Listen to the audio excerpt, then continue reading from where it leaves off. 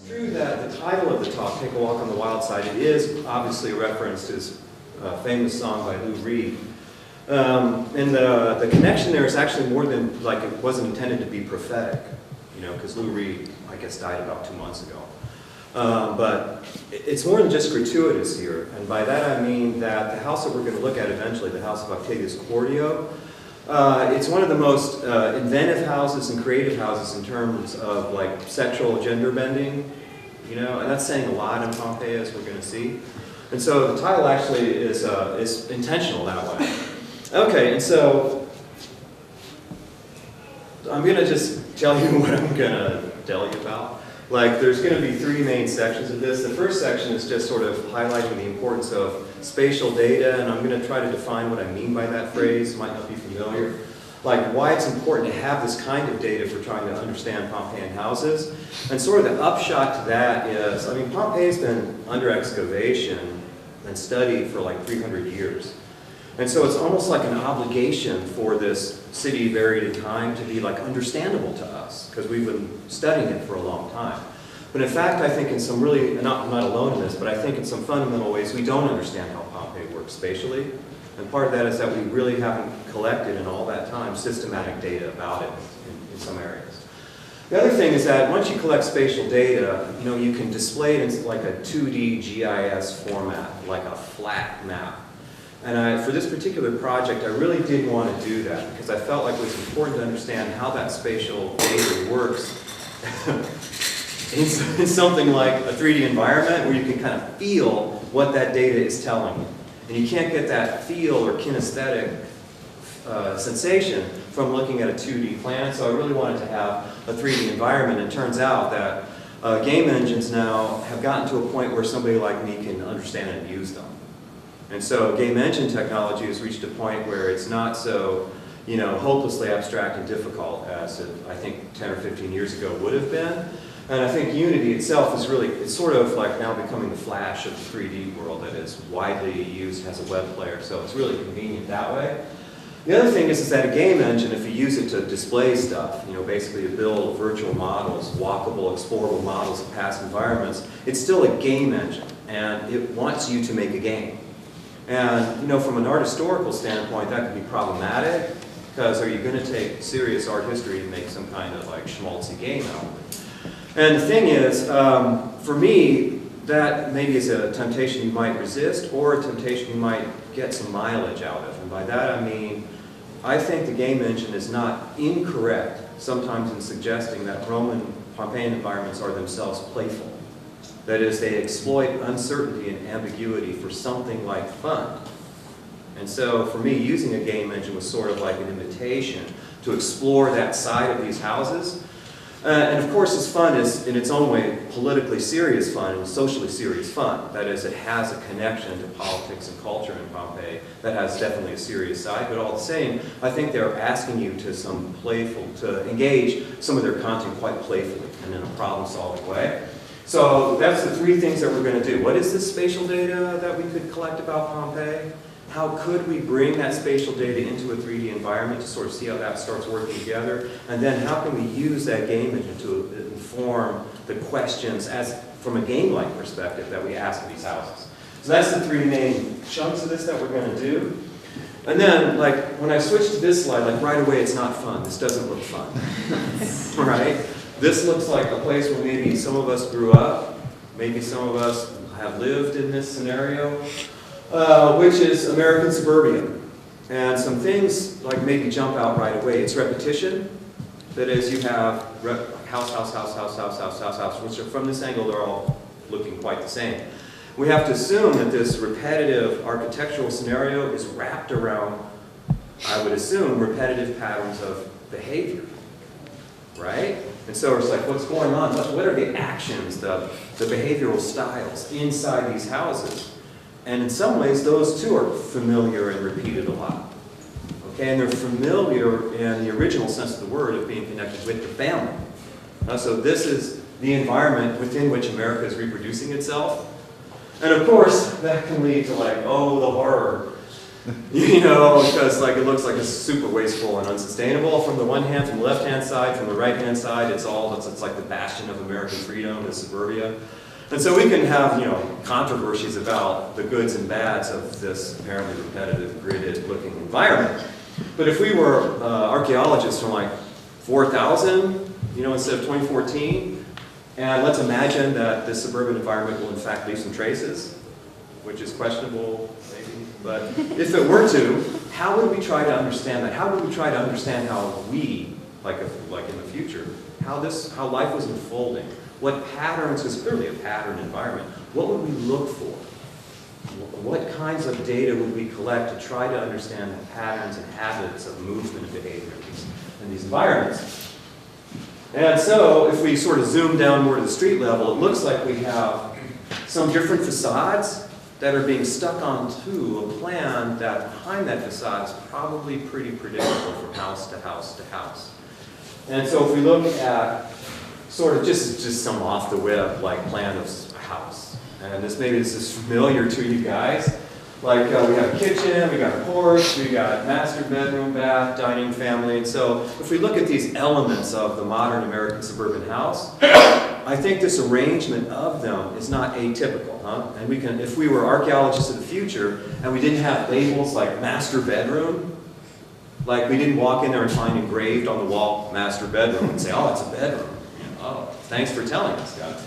Like, you don't have that information, you could still say to yourself, like, these spaces have a kind of hierarchical relationship. And let's imagine as archaeologists of the future, we say, oh, that's a garage. That's kind of a noisy place. There's a laundry, that's kind of a noisy place. Whoever got that bedroom is kind of getting screwed in this house, right? On the other, and also they have not immediate access to the bathroom, right? Their access is way down the hall. And so if we look at that, and we can say bedroom 2 over there on the left-hand side, that's more privileged. It's farther away, much farther from the garage, and it's right next to the bathroom.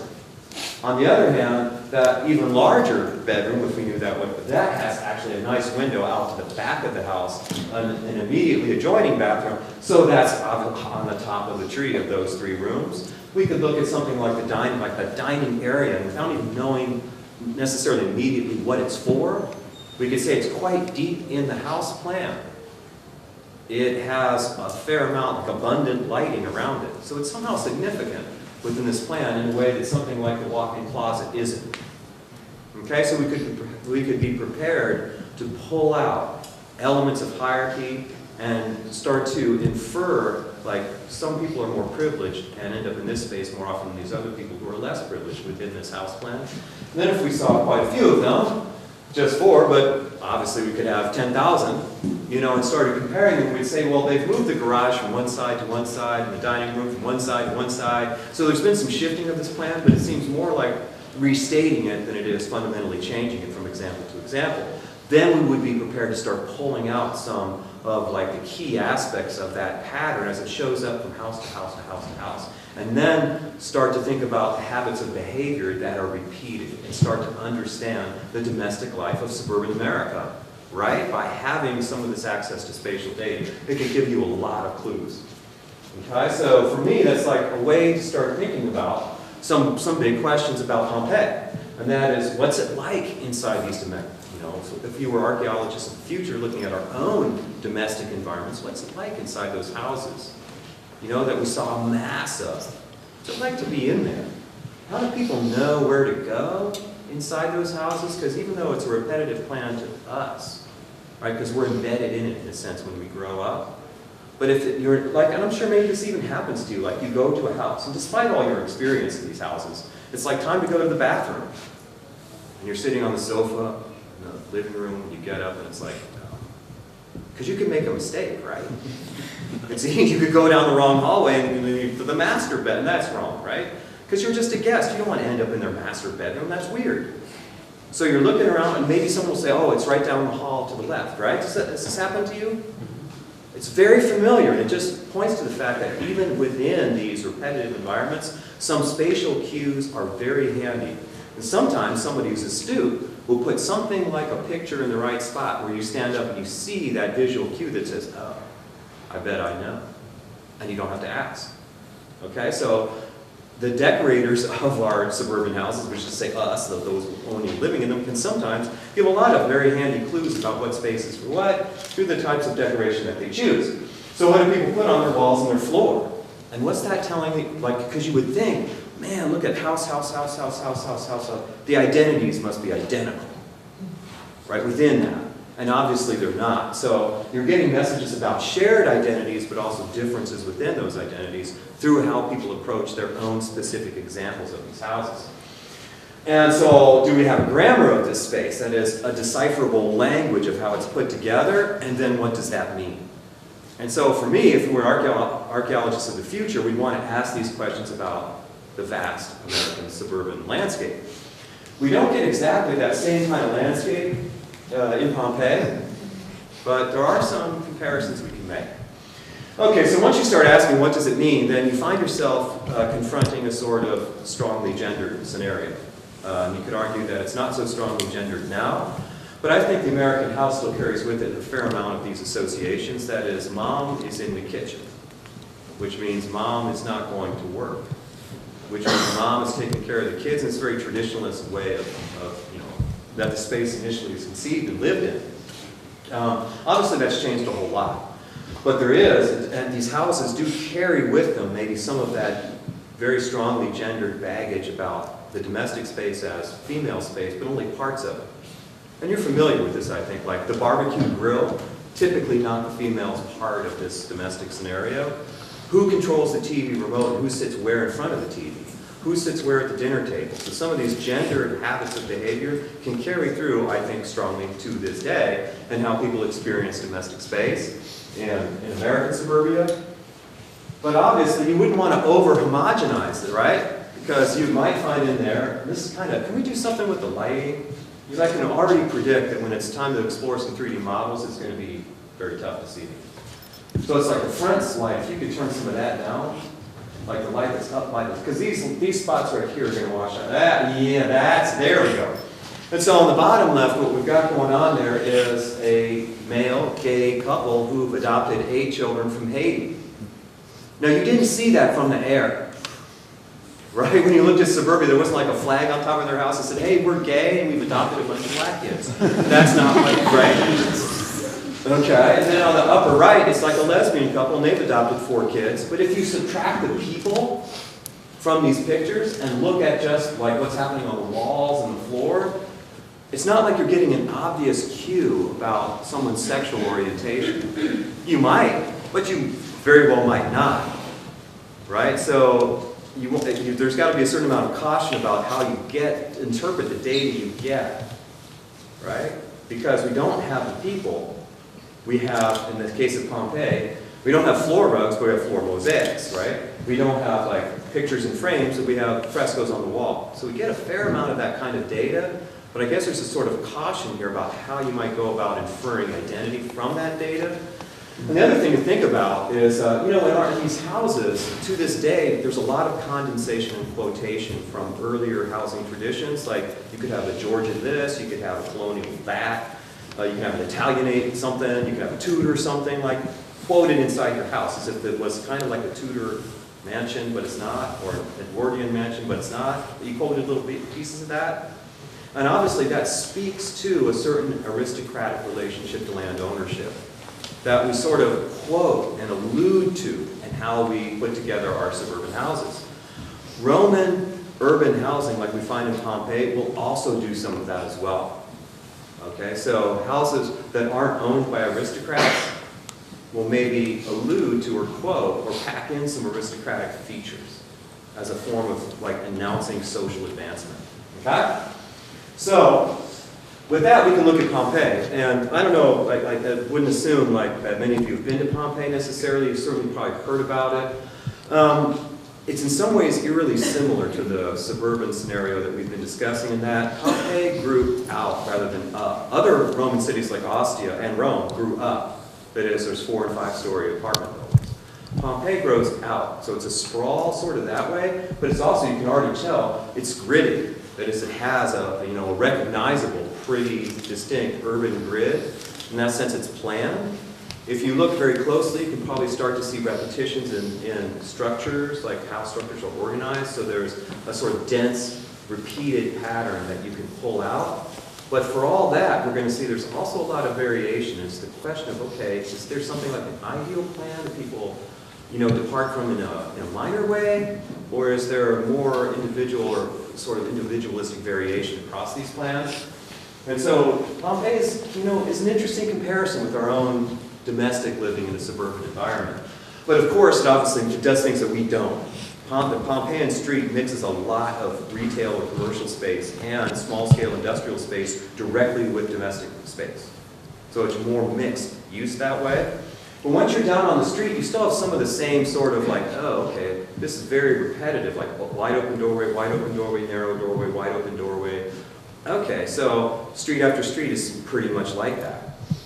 So what's happening behind that? Is it just as repetitive behind the street facade?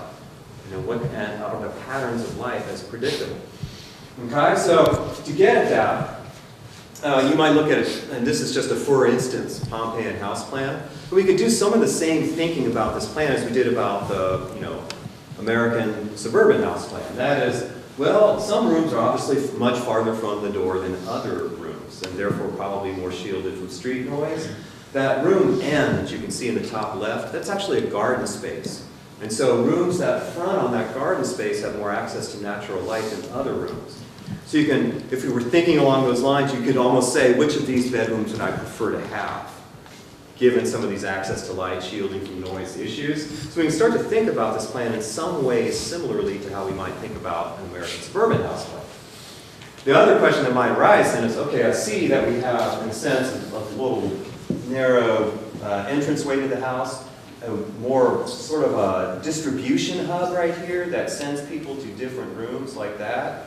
Okay, probably people don't sleep in there, like, maybe back here, but that's a pretty wide doorway, maybe back there, maybe back in here. And you can take a dog leg left right here, and then you have these, like especially this room, quite shielded from the traffic over here. And you can start to think about these rooms in this kind of spatial relationship and what's happening with decoration that also might complement what's happening in terms of the distribution of space. And so how do we start to quantify and think statistically about those kinds of questions? Well, the problem for Pompeii is, in fact, in this respect, a long excavation history. That is, about 400 of these of houses. And they share walls, so it's not like they're freestanding, with very few exceptions. But about 400 have been excavated. And so we have a lot of that data. But the problem, I think, here is that we think we already know what it means. And we have that interpretation in place because of the use of, I think, somewhat inappropriate use of Roman literature to supply names to these rooms. So there's a whole sort of nomenclature that goes along with studying the Pompeian house. And some of you who've studied houses in art history will know some of this nomenclature, like falces, atrium, tablinum, cubiculum, crazy names like oikos, what exactly is that? And so we have a list of names that goes along with this space. And when you study Pompeian art in the context of the Pompeian house, you can say this is a wall painting that shows you this myth, and it's in a triclinium. And by saying triclinium, that means like a 3-couch room that's used for dining, therefore it's in a dining room. So you can ask a question like, what kind of paintings are found in Roman dining rooms? Which is, if you think about it, if you flip that around and say, what kind of art do Americans hang in their dining rooms? You would have a very valuable piece of evidence for understanding what we think about and how we view the act of dining. Right? That relationship could be very meaningful. The problem with Pompeii is in many instances, you don't really know it's a triclinium. You don't really know that. You've inferred that that name applies, but most of the nomenclature is not that well supported. Like the names, but triclinium occurs pretty often. The word oikos in Latin literature is quite rare. So some of those like grand triclinium, oikos, tablinum, andron, these names are actually not that well defined and well attested in Latin literature, so we don't really know. It's like we think we know. And Roman houses should be like this, right? But in fact, if you look carefully at the plans, in many instances they're not. And so just to give you a swath of Pompeii, this screen's kind of scrunching this in, But you can probably see some patterns that do repeat, like if you have a falces, an atrium, a tablinum, a garden. That's kind of observing the norm. And then if you came down over here, you would find falces, atrium, no tablinum, and a transverse garden. If you came down over here, you'd falces, atrium, but the garden is jacked over to the top right. This is a very tiny example, which doesn't seem to have a garden. And then if you sort of went case by case, you'd find a lot of variations and departures from what you thought was the ideal.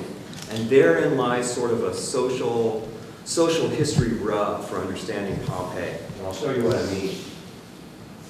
And that is the problem of reading the actual houses in Pompeii through the ideal house model. The ideal house model is strongly tilted towards the aristocratic.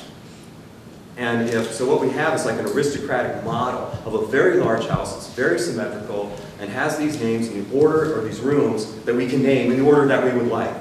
Very few houses actually do that. And especially if you go like lower down the scale, they start to depart more and more from that ideal plan. And so what's happened in Roman art history commonly is the assumption that these people want to be elite, they want to be aristocratic, but they're failing at it. Okay, so they're trying to be ideal, but they're just blowing it because they're middle class, they're not well educated, they don't have the means or the taste. Which if you think about our own understanding of suburbia, it's like, look at those losers in that suburban sprawl. You won't find good taste in subdivision. You just won't. You'll find this kind of attempt to ape aristocratic patterns of the past with a lot of kitschy decoration that's terrible. But that's a very classist assumption. Right? And a lot of actually my mom's pretty good at decorating, thank you very much. And if you think about being a Pompeian, like you're walking down the street to somebody's house, it's like, God, I hope I get an ideal house. God, I hope when I go through the doorway it's going to be symmetrical in one. Like people are like, oh shit, another failure. Like they walk in, oh, it's not ideal. Next time for sure. And it's like people actually, instead of using that ideal, we might want to approach these houses for the data they actually give us. And start from that data first, rather than from a series of names that are extracted from pretty poorly attested aristocratic literature. Again, this phrase, Trimalchio vision, which I really, really love, is from the art historian Lauren Hackworth Peterson, who's written a great book called The Freedmen in Roman Art. All right? So, like, how do we interpret these middle class, economically doing pretty well for themselves, but certainly not aristocratic, people who actually own a lot of the property in Pompeii? Okay? So how are we going to approach that kind of space? And so I'm not alone in this, by the way. And there's a great Australian scholar named Penelope Allison who has been very patiently pointing out that if you artifact finds are a disaster kind of from Pompeii because it's got a long excavation history, and like in the 1800s they're not keeping good records really of where the stuff was found. You really don't get that almost till the 1930s and 40s. So it's a problem. But the records that you do have, if you look at them carefully, the artifact finds do not give very good support to the traditional names that we use. It's a great point that Allison's made. And so she's tired of this. She's like, I'm not going to call these things falces, atrium, tablinum, oikos. I'm not going to use that traditional vocabulary because it's barring me, actually. Right? It's not helping me understand the space. It's in my way. But her solution to that is to say, the slightly square, or mostly square room of moderate size off the first courtyard of the house. And I'm not sure that's very helpful either. Right? And if you try to do, okay, then I'd like to search for all the artwork found in fairly square rooms like that are off the first courtyard, you really don't have a statistical armature you can work with that way. So, the question then becomes, and was sort of like, for my own research, the question I'm now really trying to pursue, is if you don't use that traditional, look, all of us art historians at Pompeii grew up with this. You know, so it's hard to depart from. But if you don't use it, what do we use? And I think the answer, we could actually collect and analyze some spatial data. Like in archaeology, that'd be like a duh. That's like the first thing you would do. If this were not Pompeii, it's the first thing you would do. But because it's Pompeii with this history, it's the last thing we've done. And so to me, it's like, why don't we start looking at some of that data? It would be helpful to try to understand Romans, you know? And for me, like, okay, what data are you talking about? What do you mean by spatial data? And there are some straightforward things like how square is the room, how big is the room, does it have access to natural? There's some like very practical ways of answering that. But to me, one of the key ways of getting spatial data is to see how rooms are connected one to the other. And that is basically to treat the room as if it were a person. Okay? And therefore the doorway, like an edge that links one person in a social network to another person in a social network. These have been studied a lot. That's partly why I like it, is that social network analysis is a very rich field these days. It's got a lot of well-understood statistical techniques that I'm no mathematician, but I get them conceptually for sure, and there's great software for working with this. Okay, so why don't we use a little bit of that? So we can therefore start to give scores, like this room's real well connected. This room's not so well connected. And by connected, I mean something like you're seeing, this is a doofy illustration, but all the same. What it's trying to show you is that the guys in orange, the little dudes in orange, they have a high what's called betweenness centrality.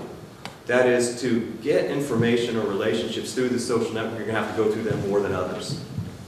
Okay, so they share a lot of connections that you've got to pass through in order for one person to relate to another person in the social network. So how many people are they connected to, and how much must the information in this network flow through them to get from one side of the network to the other? That's a high betweenness centrality because they're in between a lot of other people in that network, and also they have a high degree that has lots of connections to them. And you all know people like this, like in your own, if you think about your own network of friends, you surely can identify people that know a lot of the same people that you know and are quite central to getting like a party organized. That's pretty obvious. And there's also people who are more loners, only connected to a few. Okay? And so for me, it's the same thing with rooms. You know, like this room, this doesn't seem to have a real high betweenness centrality, fairly high, like there's a couple doorways in. But if you were going to move through this building to get from one place to the other, like I'll just take a detour into here and go, then I'll go back out to the hallway. You'd say the hallway has a great betweenness centrality. It's what you must use to get from one place to another. And this room would be fairly isolated. It's more of a destination than a hub. Does that make sense to you guys? Okay. So once you've got that going on, to me, one of the more interesting concepts is not, because betweenness is pretty obvious, like that's going to be an important node in a certain respect. It's not the only important node in the network. The other form of another major statistic to gather about a node in a network is its eigenvector centrality. And that seems like a scary word, like eigenvector centrality is. But it's actually really, really important. Because what it's telling you is it's not the question of how many connections necessarily, or even high betweenness, but the quality of the connections that the node has. And we're illustrating that here with Valerie and Jorge. You know, you look at Jorge, and he's got a lot of connections. He's got more connections than Valerie does. But Jorge's connections, if you look at Francisco and Oscar up there, they're not connected to other people at all. They're individualized nodes. And so the connections that Jorge has, he's got more of them. And it seems like he's got pretty high betweenness, but in fact, his connections aren't as good as Valerie's, and she's got fewer of them. But the nodes she's connected to are themselves well connected. And that tells you that Valerie may in fact be like a destination node, right? Rather than a distributor, she's, through her fewer connections, actually exercising more control over the network because her connections are to other well-connected nodes. This same case can be made for rooms. And in fact, eigenvector centrality has been used by Google to develop PageRank. And that is, what are those pages that are the really hot destinations of a certain piece of the internet? Okay? And to me, it's the same way of thinking about rooms. What rooms are in fact destinations, really well-connected destinations? They only have maybe one door. But that one door is connected to a hub, that's connected to a hub, and this is actually a major pathway. So it lies as the end point of this well-connected pathway, and therefore is an important room, even though it doesn't have high betweenness. That to me was really interesting, because that meant that's like a big destination, especially coming into the house. And so if you think about now, this particular house, when we start to assign, each room becomes a node, and we've got lots of blue edges between those nodes. You could start to say things like, this guy is going to have high betweenness. You have to flow through that point in many ways to get to another point in the house. So this one is important for its hub function, right? This guy, the dining room back here, people aren't cycling through the dining room to get to some other place in this house. It's a destination. Okay, and to me, those are two sort of handy and fairly simple concepts to start thinking about Roman space with. Which spaces are distributor spaces, which spaces are likely high, like that's a strongly marked destination because it's well connected through the whole sequence. And you can start to pull out things like the master bed and bathroom are in fact going to have a high eigenvector centrality. Okay? The kids' bedrooms have somewhat less high eigenvector centrality. And for me, this is something that like statistical or network software can measure and quantify. And then once you pull that out, you can say, well, what kind of decorations are Romans putting in? Like if a place is high between us, there's a lot of traffic between that node, through that node. How do they decorate that? If a place is high eigenvector, it's more of a destination. How do they decorate that?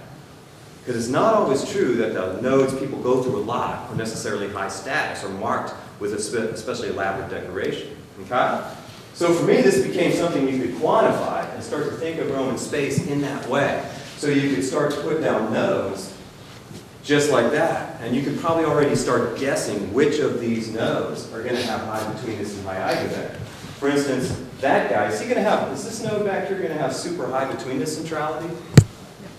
No, it's like an endpoint. So no. Maybe this guy right here is going to have high betweenness because you've got to flow through this node to get to the other nodes in the house. And to me, this became a way of assigning some neutral, more or less objective, network topology measures to this space, and then seeing how the decoration behaved relative to that, then starting to infer patterns of movement and social rituals around those statistics.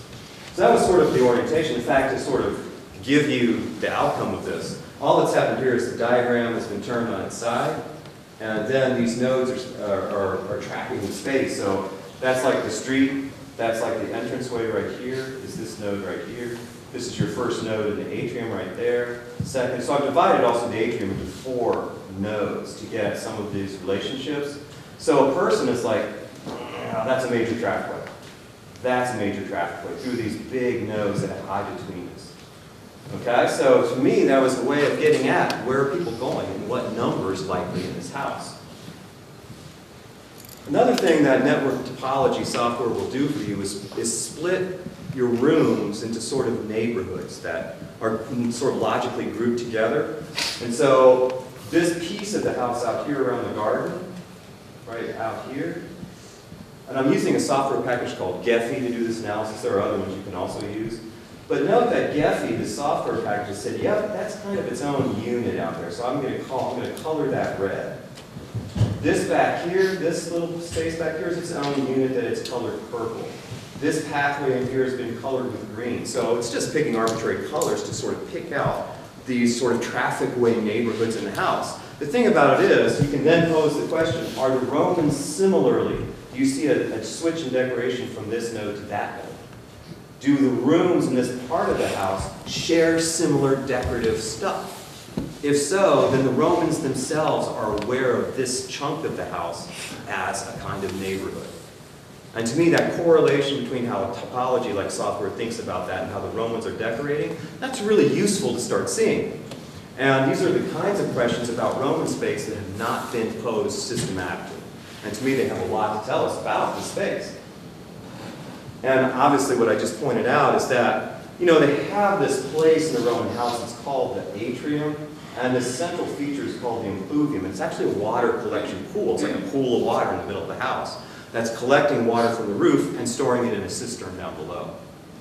Now, the atrium, in analysis, you could treat it as one space, but the fact is you've got to walk around this pool of water or slosh through it, depending on, you know. So you're going to have to go around it. To me, that creates like 4 spaces around that, and these spaces typically show an unequal distribution of sort of betweenness. Like when we saw before, go back here a little bit, go the other direction here. You can see, like in this situation, that these nodes are getting less action than these nodes over here, especially that guy. So in a sense, there's like an on-side to the atrium and an off-side to the atrium. A part of the atrium that gets more flow, decidedly, than the other side. If that is true, then it's like useful for us to think of the atrium as this quadrilateral or 4-sided space, almost 4 nodes rather than 1. Okay? But that's not sort of the end. So let me go back right, because to me, seeing the importance of eigenvector centrality and being able to relate it to something like, for instance, Google PageRank, like it's pulling out destinations of significant importance within the network, led to a hypothesis that I'm exploring now, and that is there in fact a pretty good, consistent relationship between high eigenvector centrality and decorative elaboration? That is, if it's a destination, looks like a destination node to the network topology, are the Romans themselves expending more money, more effort, more complexity on the decoration of those rooms? And that's the sort of fundamental hypothesis that you can then start to check. Okay? And so, but in order to be able to do that, and this I'm going to go through quite quickly, you, unfortunately or not, you're going to need an art database of Pompeii. Like, there's tons of wall paintings and tons of mosaics. It's not really, we haven't really tracked what's on the walls where. And so part of this project is now involving creating an art database for Pompeii, which is simply tracking what kinds of decorative features do they put where on the wall. And that might be weird for us to think of a wall in that way, because we don't, like obviously if this room is an example, we haven't like elaborately frescoed this room, right? So that's not our approach to decorating a lot of space. We might hang posters, we might put framed pictures on the wall, or we might use wallpaper patterns, right? But for them, a lot of the wall surface in the house is frescoed, and they do it in some pretty repetitive ways. That is, they'll divide the wall into a sulcal, a base zone, a middle zone, an upper zone, and then vertical divisions of that. So they're already using a quadrant. And so the question becomes, what's in those quadrants on the wall, and how does it relate to like the network topology stuff that you found out? So in order to do that, you can see that what we're saying is let's split the wall up into these zones and figure out what's in each zone and start tracking that through Pompeii, which is, I can't deny, it's like a quixotic, huge undertaking to try to do that. And so right now, working with the system to develop it so that we can enter data fast enough to actually start to get meaningful data for a big enough chunk of Pompeii to start looking for these spatial relations.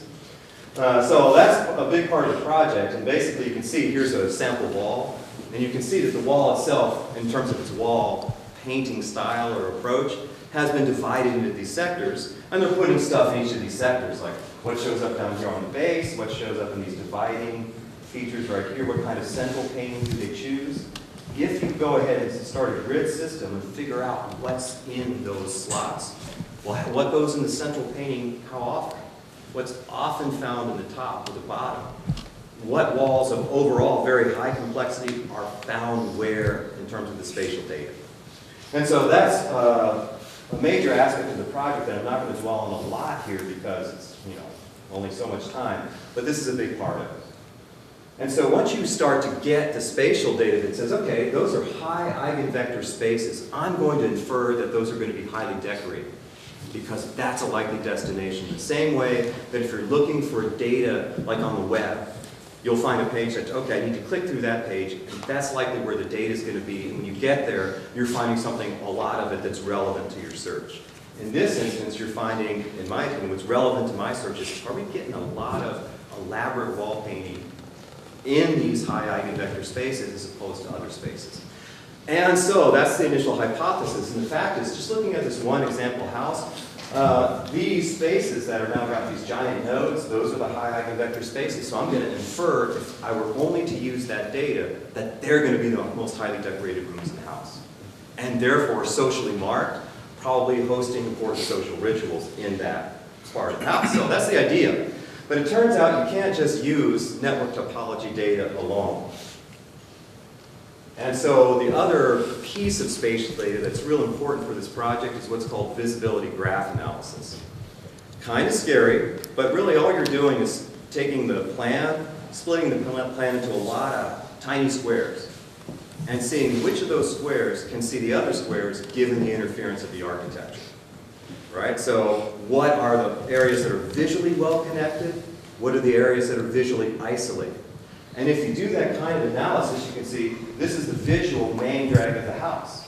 These are the zones of the house that can be seen the most from all the other zones of the house. So and the deal here is that if you drop a person right here and they walk out like this, it's very likely they'll go there first. Because the human brain's pretty good at this sort of like, oh, where do I need to go to understand the most about this plan the fastest. Okay? And so these squares are actually very visually connected. These are pretty well visually connected. These are not. And they have high, both of those, like high eigenvector centrality, high eigenvector centrality. Pretty good visual connectivity, very low visual connectivity. And it dawned upon this project pretty early that both of those were important.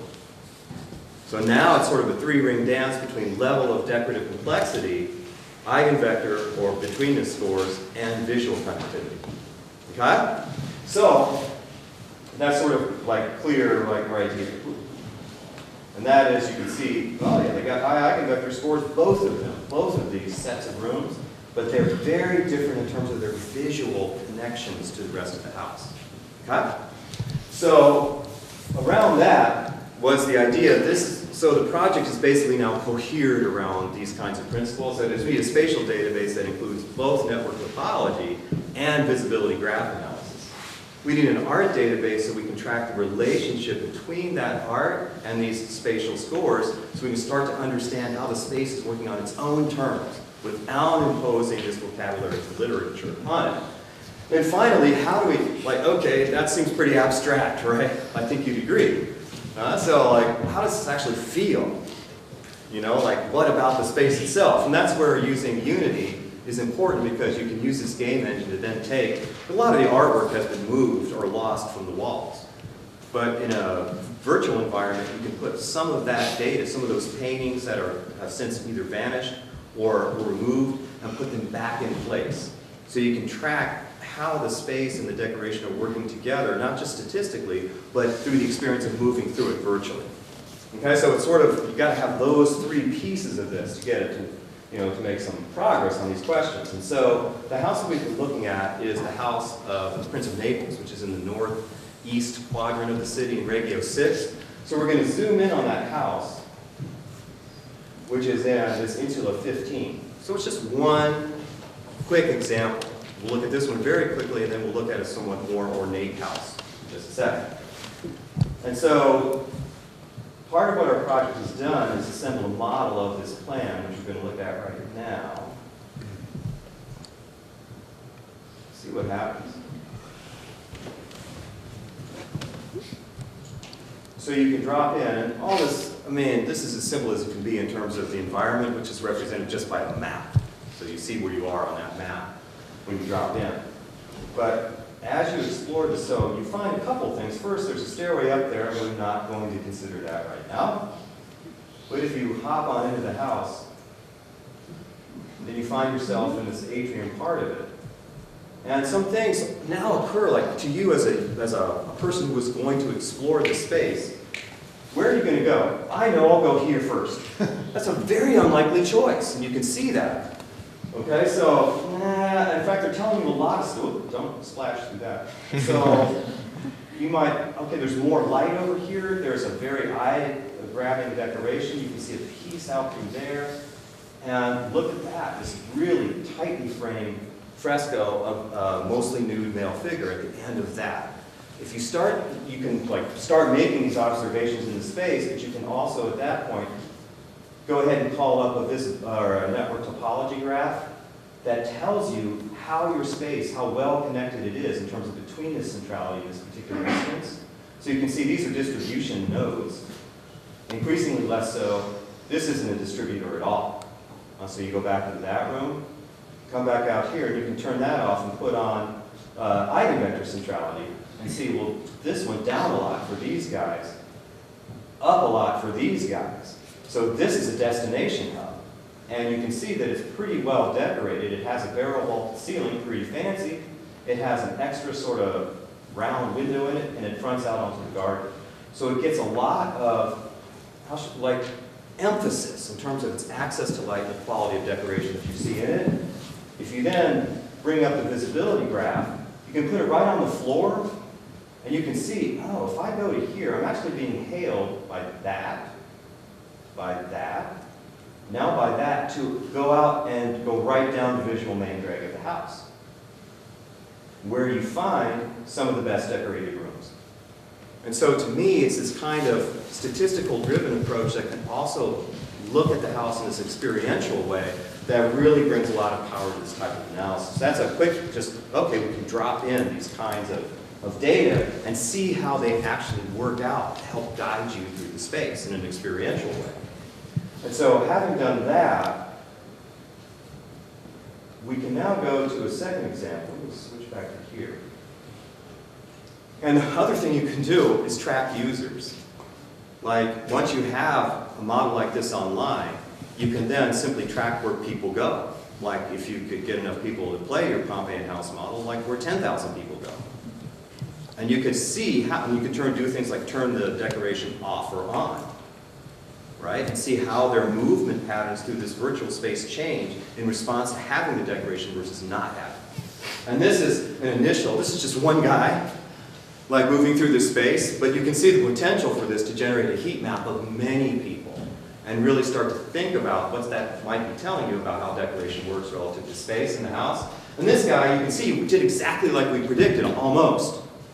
Right? He came out, he didn't go right into the weird dark part of the house, he went left into the well-lit part of the house. But you can tell he's a gamer, because he jumped right through the window.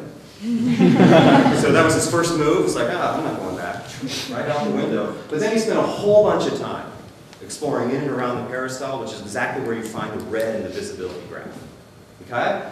So having that takes us to the sort of last part of this, which is what about the game? You used a game engine. What about the game-like part of these houses? Their playful engagement with you. And so we're going to look at a house called the House of Octavius Quartio. So we're almost done. It's a much more elaborate house in its own way. It's elaborate because it has a really big garden. The actual front part of the house, this architectural part of the house up here, is actually quite similar to the house of the Prince of Naples. It's Falques, atrium, no Tablinum, and that turns out to be like, well, where's the main reception space in the front part? It actually turns out to be over here. But in any case, this is fairly traditional. What's not so traditional is the giant-sized garden down here with this big water feature running like that, and there's a transverse water feature running like that. So just to give you a quick orientation to the house. And that's sort of what it looks like in our recreation of it. And so this person is expending a lot on their water features, okay, and fountains. And that points to the importance of water and landscape for Roman house appreciation. And actually, Roman gardens within these houses are very under-criticized, under-theorized, like what they do. So we're going to look at this particular example.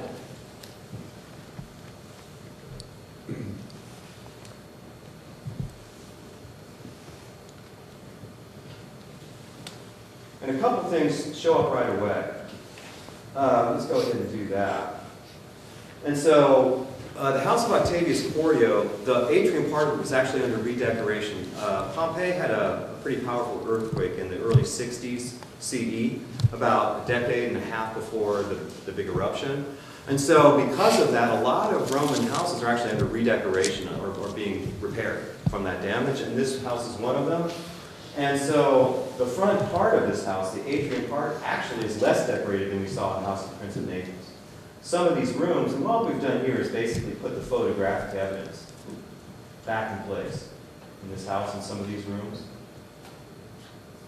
And so looking here, it doesn't look like we're going to get any sound. That's all right. And so you can see there's a fountain feature right here, square in the middle. And what they've done in this particular house is they are right next to a stand tower for the aqueduct that comes into Pompeii. So they have ample water from that. So they've actually taken their impluvium, their water collection basin, and made it a planter. So they've made a fountain feature where there used to be an impluvium and planted. So this is actually pretty accurate in terms of what they actually did right here. But to me, part of what's going on in this house is a sort of fundamental gender dichotomy in antiquity. It's a dichotomy that this house will test a lot and invert a lot, but it's still important, right? And that is the association of the female with the watery, the wet, the loose, the leaky. This happens a lot in philosophy and poetry and various literary genres. And the male, on the other hand, let me take that. is associated with things like self-discipline and heat and self-control, logic, rationality. So there's, in a sense, it's a very dichotomous or binary view of gender, but it's well attested in classical antiquity. And that is, if you have this kind of female space in the house, it's framed and controlled by a house architecture. So you get these vistas framed by columns that present nature as something orderly and controlled. That's, in a sense, the female getting controlled by this male architecture, which is kind of, you know, like, if that were all you got from these houses, that would be a somewhat boring and repetitive gender message. But in fact, this house gives you lots more than that, okay? And so if you proceed out here, and what I mean by play is like, once you get to right here, which way do I go? I mean, it's weird, you're just not gonna hop over this little wall. But this is all well attested in the architecture. Well, I'm gonna go this way. I'll turn right. I made a mistake.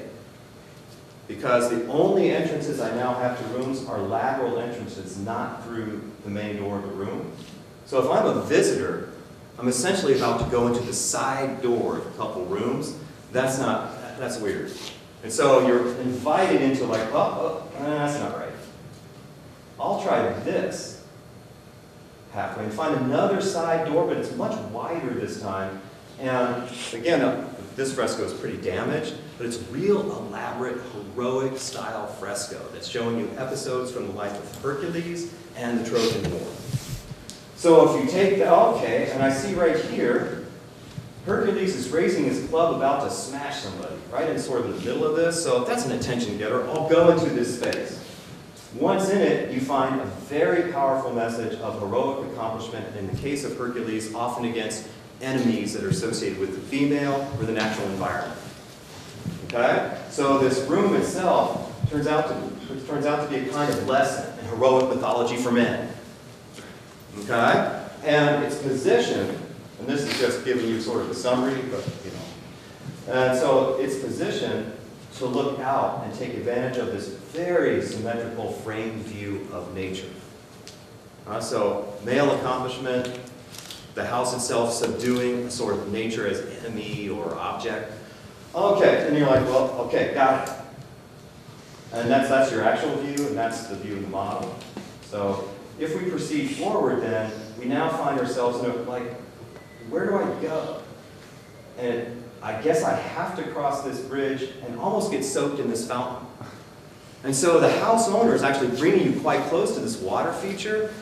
And it turns out that if you then turn right, because this seems to be like one of the main reception rooms of the house, you discover that there's like a mythological painting that's making very strong connection now. You can see it really well. And it's gradually revealed as you come down this walkway.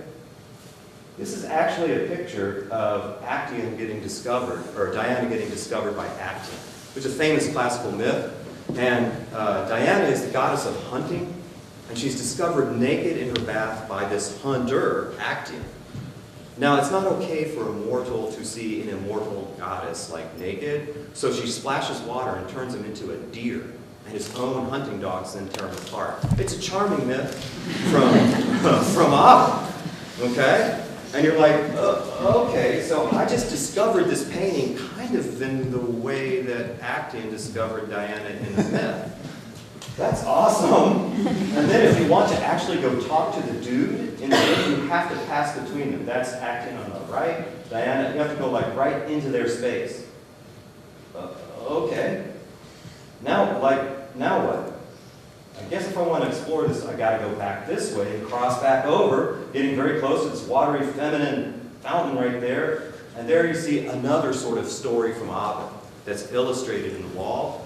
And this is actually sort of halfway reconstructed by us because the painting itself was quite damaged when the house was excavated. So only the lower piece was found.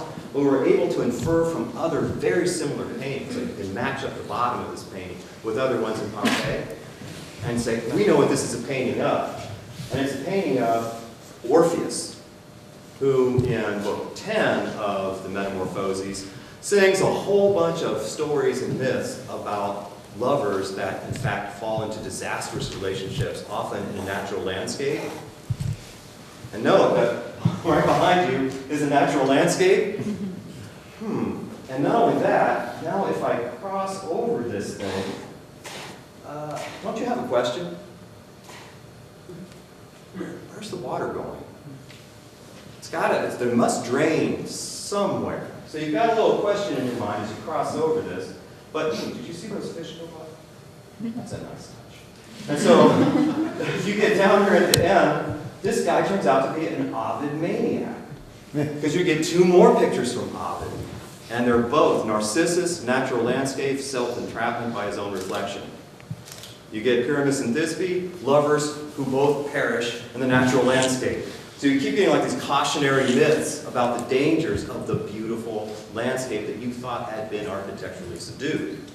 Okay, so once you, it's like, I guess I could look down into this water, but I'd be just like, you know. Okay, so I'm going to go. I'm curious about where that water is going. I'll come down here and discover it's so, okay, it's splashing out down here. And now you've really been trapped again because the house owner has put down there a repetition of the Diana and Actian story. So that you now have to peer into this grotto where you find Diana again. Like right there. Now, Actian's quite damaged. This is like a grotto. It really is like a grotto, so the human quality of it is really damaged him more than her. But it's another pair, and you've discovered them, like been invited into it. Okay.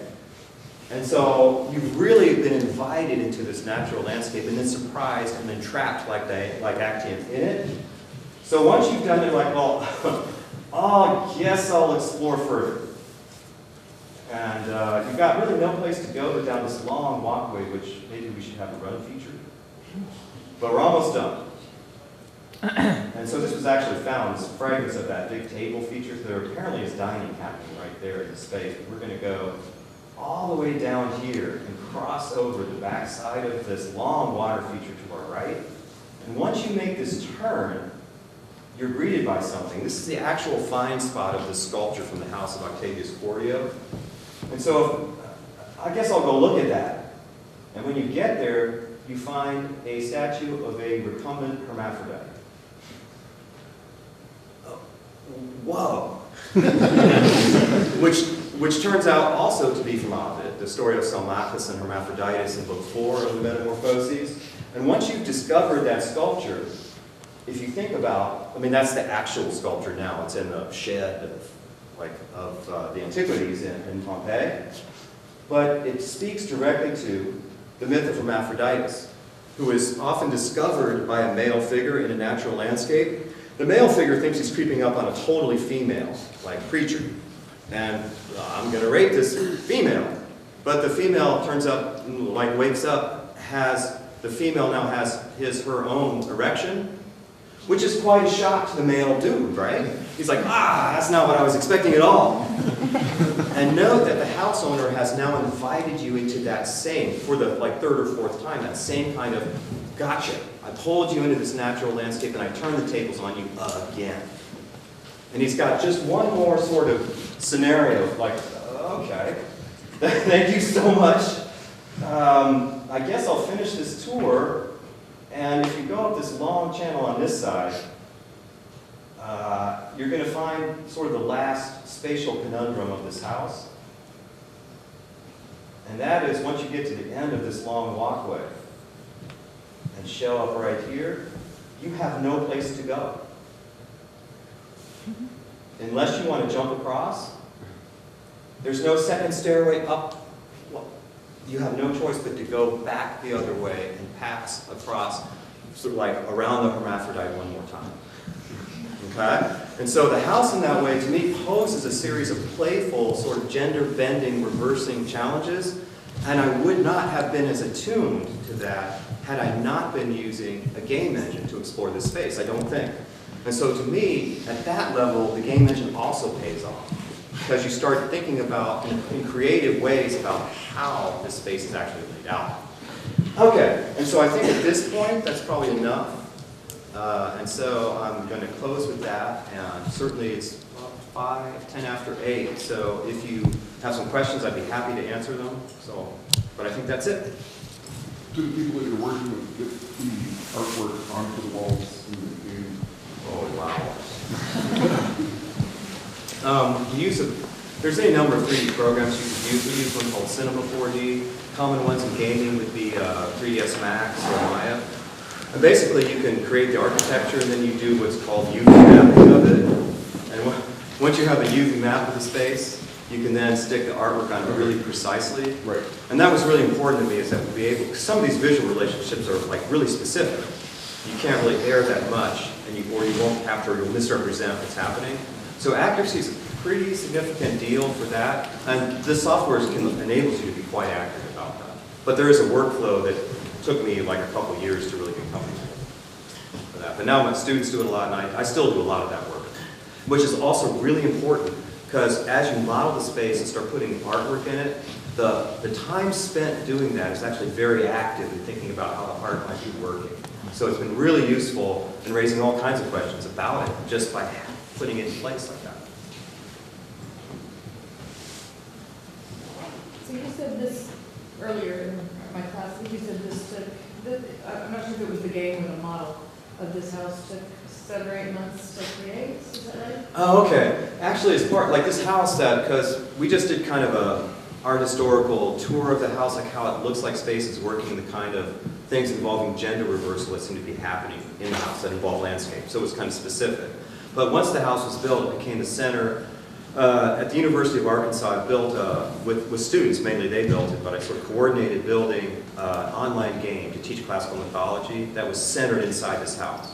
So we followed the story of this household, but the house itself, because it gives you so much like sculpture and wall paintings, and we use things like cooking to connect the students out from that house to the world of classical mythology through all the conduits that like they actually use. Because there's mythology on the dishes, there's even the birds or the plants that are used have mythological resonances.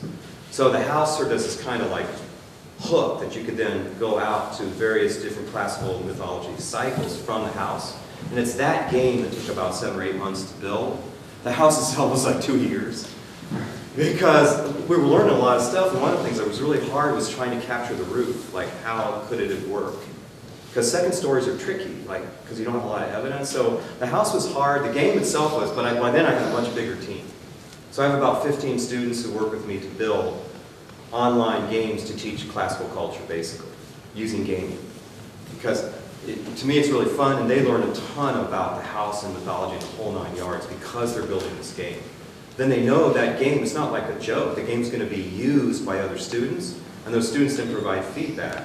So the students who build the game will like see right away how well it's working, and then we can revise that, you know, from that. So what I really want to get is that kind of synergy back and forth between student builders of this content, student players of the content, and therefore drive a better game forward. And I think that's, to me, it's like really fun. So, other questions? Is this the only house that you built, or do you have other? Well, we have those two. The House of the Prince of Naples and the House of Octavius Quartio are the most finished. We have about 4 other houses in progress. One of them is the House of the Silver Wedding, which is a mammoth house and tough. The other one, a student's doing an honors thesis now on the House of the Armassima in Pompeii. And it's a smaller house, but it's really interestingly decorated. It has a lot of the same sort of gender-bending content as the House of Octavius Quartio. And she's going to finish this spring, so probably we'll then take that model and finish it out. So we'll have at least 3 like really playable, explorable models. One thing we didn't do in the one is go up into the 2nd story, because you have to make all kinds of inferences about what might be happening up there. And I think it's one of the great unexplored areas of Pompeian art history is the 2nd floor of these houses. But a game engine makes you build them, because you can't like leave it blank or, you know, it has to be there. So you have to make hypotheses and test them. And of course, they're just that, they're hypothetical. But to me, it's really informative about how the houses work to try and tackle that challenge. But we have 4 or 5 more houses in the pipeline anyway, so eventually we'll have more. Do you notice similarities in the different houses, so that like you Yeah. get an idea of culturally what's going on Yeah. throughout the city as opposed to what one individual might? Exactly. So here's the idea behind the interface for this eventually is to, and it was really my students who drove me in this direction. They're like, you know, Unity, they say things like this. Unity is a game engine. You know, you can have multiple cameras in a game. And that means if you're in a certain part of Pompeii and it has these spatial characteristics, like it's got this eigenvector score, it's this big room, it's blah, blah, blah, why don't you just search for rooms that have similar spatial characteristics? Each one of those rooms instantiate a camera, right?